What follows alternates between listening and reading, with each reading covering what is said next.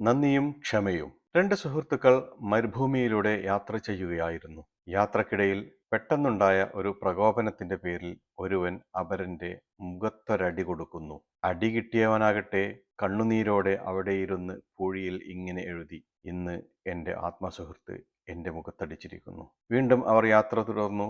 മരുഭൂമിക്കൊടുവിൽ ഒരു പാറക്കെട്ടും അതിൽ കുറെ ചളി നിറഞ്ഞ വെള്ളവും അവർ കണ്ടു. യാത്രാക്ഷീണം അകറ്റുവാൻ വേണ്ടി പതുക്കെ വെള്ളത്തിലേക്കിറങ്ങിയ സുഹൃത്തുക്കളിലൊരാൾ ചളിയിൽ താഴ്ന്നു പോകാൻ തുടങ്ങി. ഉടനെ തന്നെ അപരൻ ചാടി വീണ് മുങ്ങിത്താഴാൻ പോയ തന്റെ സുഹൃത്തിനെ പിടിച്ചു കയറ്റി. മുങ്ങിത്താഴാൻ പോയ സുഹൃത്ത് പരിഭ്രാന്തിയും അമ്പരപ്പും ഒന്നു മാറിയപ്പോൾ ഒരു കൂർത്ത കല്ലെടുത്ത് ആ പാറക്കെട്ടിൽ ഇങ്ങനെ കോറിവെച്ചു: "ഇന്ന് എന്റെ ആത്മസുഹൃത്ത് എന്നെ മരണത്തിൽ നിന്നും രക്ഷിച്ചിരിക്കുന്നു." ആദ്യത്തെ തർക്കത്തിനൊടുവിൽ അടികൊണ്ടതും ഇപ്പോൾ മുങ്ങിത്താഴാൻ പോയതും ഒരേ ആൾ തന്നെയായിരുന്നു. അപ്പോൾ അപരൻ തന്റെ കൂട്ടുകാരനോട് ചോദിച്ചു: "നീ എന്തുകൊണ്ടാണ് ആദ്യം ഞാൻ അടിച്ചപ്പോൾ അത് പൂഴിമണലിലും പിന്നീട് ഞാൻ നിന്നെ മരണത്തിൽ നിന്നും കരകയറ്റിയപ്പോൾ അത് ഒരു പാറക്കെട്ടിലും എഴുതി വെച്ചത്?"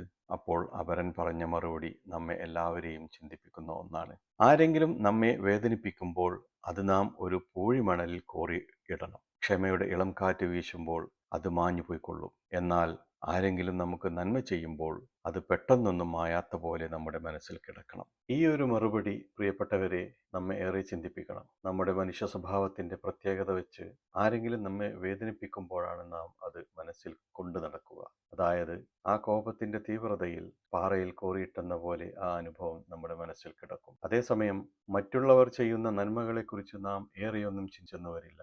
മറ്റുള്ളവർ നമുക്ക് തരുന്ന വേദനകളെ പൂഴിമണലിൽ എഴുതിയിടാനും ക്ഷമയുള്ള ഇളം കാറ്റ് വീശുമ്പോൾ അത് മാഞ്ഞു പോകാനും ഇടയാകട്ടെ. മറ്റുള്ളവർ നമുക്ക് ചെയ്തു തരുന്ന നന്മകളെ പാറക്കല്ലിൽ എന്നവണ്ണം തീടുവാനും അത് കൂടെ കൂടെ നോക്കുവാനും അതനുസരിച്ച് മറ്റുള്ളവരോട് പെരുമാറാനും നമുക്ക് സാധിച്ചാൽ ഈ ജീവിതം എത്ര സുന്ദരമായി മുന്നോട്ട് പോകും. ഈ ജീവിതം വളരെ ചുരുങ്ങിയതല്ലേ? നമുക്ക് ചുറ്റും ധാരാളം മനുഷ്യരുണ്ട്, നന്മ ചെയ്യുന്നവരും നമ്മെ വേദനിപ്പിക്കുന്നവരും. നമുക്ക് ചുറ്റും പൂഴിമണലും പാറക്കെട്ടുമുണ്ട്. അപ്പോൾ നമുക്ക് കിട്ടുന്ന അനുഭവങ്ങളെ പൂഴിമണലിൽ എഴുതിയിടണോ അതോ പാറക്കെട്ടിൽ കോറിയിടണോ? ഇതൊക്കെ നമുക്ക് തീരുമാനിക്കാം, അല്ലേ?